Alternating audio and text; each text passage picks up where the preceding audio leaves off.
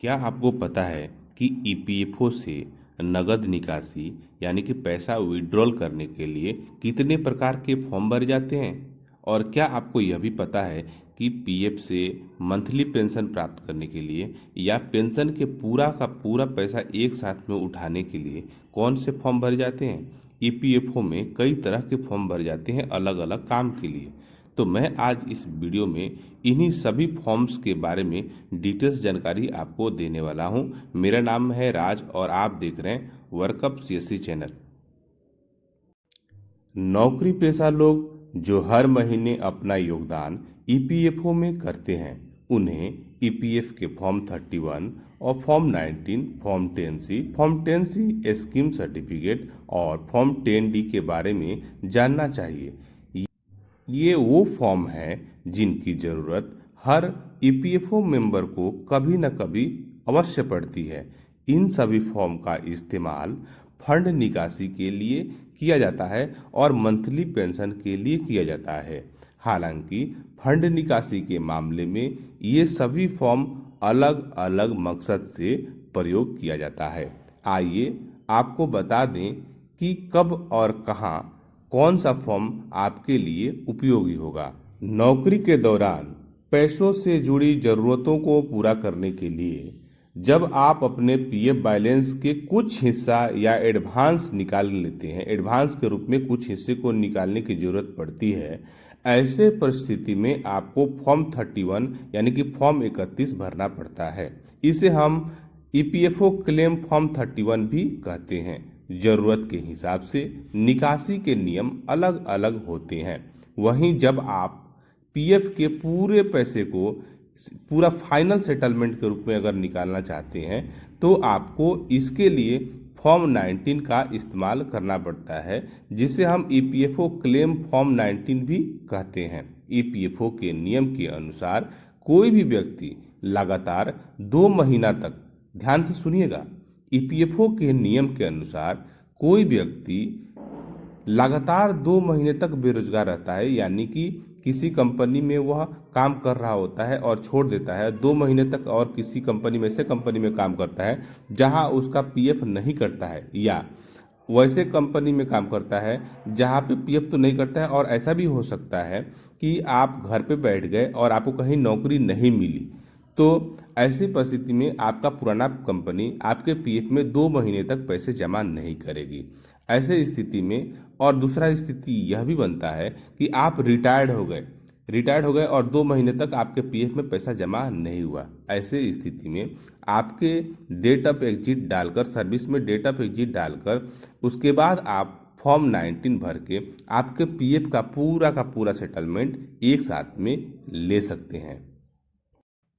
Form 10C, अगर कर्मचारी की नौकरी की अवधि 10 साल की नहीं है और वो अपना ईपीएफ का यानी कि एम्प्लॉय का शेयर, मतलब कर्मचारी का शेयर और कंपनी का शेयर का फुल एंड फाइनल सेटलमेंट करते समय अपने पेंशन के पैसे का भी फुल एंड फाइनल सेटलमेंट कराना चाहता है या निकालने की कोशिश करता है, ऐसे में उसे पेंशन वाले फंड को पैसे को निकालने के लिए फॉर्म 10C भरना पड़ता है। इसके अलावा इस फॉर्म का इस्तेमाल आप पेंशन स्कीम सर्टिफिकेट लेने के लिए भी कर सकते हैं। इस सर्टिफिकेट के जरिए आप अपने पीएफ बैलेंस को एक कंपनी से दूसरी कंपनी में ट्रांसफ़र करवा सकते हैं। आपके पेंशन के पैसे को, आपके पेंशन के सर्विस को एक कंपनी से दूसरे कंपनी में इस सर्विस को ट्रांसफ़र कराने के लिए फॉर्म 10C ले सकते हैं। जैसे उदाहरण के लिए आपने एक कंपनी में काम किया, आपका 10 साल सर्विस अभी पूरा नहीं हुआ है, जिसके कारण आप पेंशन के लिए एलिजिबल नहीं होते हैं, तो आप चाहें तो आपके पीएफ का पूरा पैसा और आपके पेंशन का पूरा पैसा उठा सकते हैं। और आप यदि यह चाहते हैं कि मैं अपने पीएफ का पूरा पैसा उठा लूं और अपने पेंशन का पैसा रहने दूं, जब कभी मैं किसी दूसरे कंपनी में काम करूंगा तो यही पेंशन का सर्विस और पैसा मैं दूसरे कंपनी में ट्रांसफ़र करा लूँगा। तो ऐसे स्थिति में आप फॉर्म 10C स्कीम सर्टिफिकेट ले सकते हैं। और जब कभी भी आप कोई किसी नए कंपनी में काम करें जहां पे आपका पीएफ कटेगा या कटने की व्यवस्था हो, तो आप वहां पे स्कीम सर्टिफिकेट लगाकर आप पुराने कंपनी के सर्विस को, आप पुराने कंपनी के पेंशन के डिटेल्स को नए कंपनी में ट्रांसफ़र करा के आप पेंशन, मंथली पेंशन के लिए हकदार बन जाएंगे। यदि आपने पिछले कंपनी में 6 साल या 7 साल काम कर लिया है, नए कंपनी में यदि आप 2 साल या 3 साल भी काम करेंगे तो आपका 10 साल सर्विस पूरा हो जाएगा और आप monthly pension, EPS monthly pension के लिए एलिजिबल हो जाएंगे। ऐसी इसलिए ही फॉर्म 10C स्कीम सर्टिफिकेट भरा जाता है। यदि आपका ईपीएफओ में योगदान 10 साल पूरा हो चुका है और आपका उम्र 58 वर्ष पूरा हो चुका है, वैसे आप 50 वर्ष की आयु में भी आप पेंशन के लिए अप्लाई कर सकते हैं, लेकिन नॉर्मली लोग 58 वर्ष के आयु पूरा होने पर ही पेंशन के लिए अप्लाई करते हैं, जिससे आपको सही और उचित पेंशन, मंथली पेंशन प्राप्त होता है। यदि आप ईपीएस के द्वारा मंथली पेंशन लेना चाहते हैं तो आपको फॉर्म 10D भरना चाहिए। यदि मेंबर के साथ में कुछ मिस हैपनिंग हो जाती है और वह इस दुनिया में नहीं रहता है, तो उसके जो नॉमिनी है उस नॉमिनी को जो है उसके पीएफ का पूरा पैसा सेटलमेंट के रूप में मिल जाता है और साथ ही साथ उसके ईपीएस द्वारा उसको मंथली पेंशन भी प्राप्त होता है। तो इसके लिए उसे form 10D, 20 and form 5IF भरना होता है। लेकिन इसके लिए यह मैंडेटरी है, यह जरूरी है कि उसके जो सदस्य है उसके पीएफ में ई नॉमिनेशन पहले से अपडेटेड होना चाहिए जब वह कार्य कर रहा हो।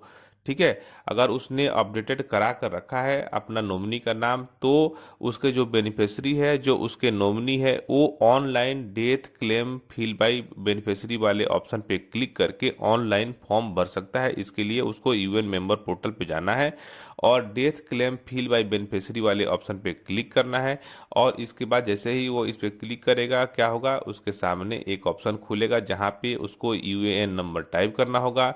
उसके बाद उसका जो बेनिफिशियरी का आधार नंबर, जैसे बेनिफिशियरी में उसका वाइफ का हो सकता है या जिसका भी उसने नॉमिनी में नाम ऐड करा कर रखा है, उसका आधार नंबर टाइप करना है, उसका नाम टाइप करना है और उसका डेट ऑफ बर्थ टाइप करना है। ये सब टाइप करने के बाद जो है आपको ओके बटन पे क्लिक करना है और वो गेट ओटीपी बटन पे क्लिक करना है। क्लिक करने के बाद क्या होगा, जो उसके आधार लिंक मोबाइल नंबर है उस पर ओटीपी जाएगा, वो सब इसमें डाल देना है और उसके बाद उसका जो उस समय नॉमिनी ऐड करने के टाइम में जो वो अकाउंट नंबर दिया होगा वह अकाउंट का पासबुक या कैंसल चेक वगैरह होना चाहिए।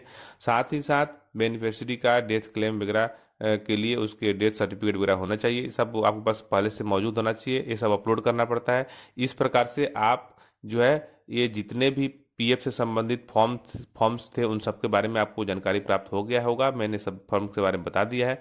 अगर विशेष जानकारी चाहिए इस फॉर्म को भरना कैसे कैसे नहीं भरना है, तो आप हमें इस वीडियो पे कमेंट कर सकते हैं। तो बाकी फॉर्म्स को कैसे फिलअप करना है, क्या क्या डॉक्यूमेंट रिक्वायर्ड है, उसके लिए मैं अलग सेपरेट मैं वीडियो बना दूंगा। वैसे मैं सभी फॉर्म्स भरने के लिए अलग से वीडियो बना कर रखा हूँ, तो उन सभी वीडियो का जो है लिंक इस वीडियो के डिस्क्रिप्शन में डाल दूंगा। तो उस पर आप क्लिक करके उन सभी फॉर्म को कैसे भरना है वो भी सीख सकते हैं। जैसे कि फॉर्म 31 कैसे भरना है, फॉर्म 19 कैसे भरना है, फॉर्म 10D कैसे भरना है, फॉर्म 10C कैसे भरना है, फॉर्म 10C स्कीम सर्टिफिकेट कैसे भरना है। सभी फॉर्म्स का लिंक मैं इस वीडियो के डिस्क्रिप्शन में डाल दूंगा। तो आप यहाँ पे क्लिक करके आप उस फॉर्म को कैसे भरना है पूरा बिल्कुल लाइव जो है इसमें डिटेल्स दिखाया गया, कोई डमी नहीं है, बिल्कुल लाइव क्लाइंट का फॉर्म भर के मैंने इसमें वीडियो स्क्रीन रिकॉर्डिंग करके रखा हूँ। तो आप वहाँ से देखकर और सीख सकते हैं।